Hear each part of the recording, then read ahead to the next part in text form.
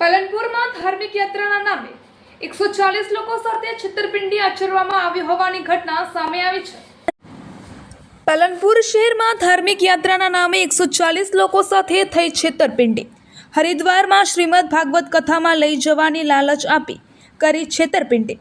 પ્રતિ વ્યક્તિ પાસેથી 5000 એડવાન્સ રૂપિયા વસૂલ્યા। લોકોએ ઓફિસ પહોંચી સિદ્ધપુરના યુવકની પાસેથી પાવતી બુક લઈ યુવક સાથે પહોંચ્યા પોલીસ મથકે। ચાલો સિદ્ધપુર ફ્રી સેવા નામે છપાયેલી પત્રિકાઓ અને વોટ્સઅપ મેસેજ દ્વારા પાલનપુર સહિત આસપાસના વિસ્તારોમાં પ્રચાર કરવામાં આવ્યો હતો।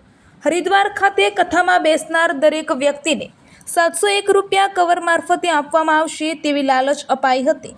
7 દિવસમાં 4907 રૂપિયા પરત મળશે તેવી લોભામણી જાહેરાત કરી હતી। વડીલો, મહિલાઓ અને ધાર્મિક ભાવના ધરાવતા પરિવારોને નિશાન બનાવ્યા હતા। 22 મેના રોજ સવારે હરિદ્વાર જવા બસ રવાના થઈ હતી। બસ ઉપડે તે પહેલા સમગ્ર મામલો શંકાસ્પદ બનતા સ્થાનિકો ઓફિસ ખાતે પહોંચી અને તપાસ કરતા છેતરપિંડી થઈ હોવાનો મામલો સામે આવ્યો હતો। સમગ્ર મામલાનો સિદ્ધપુરનો મુખ્ય સૂત્રધાર Narendrasinh Rajput phone switch off આવતા પોલીસે મોબાઈલ લોકેશન અને બેંક ટ્રાન્ઝેક્શનના આધારે શોધખોળ હાથ ધરી છે।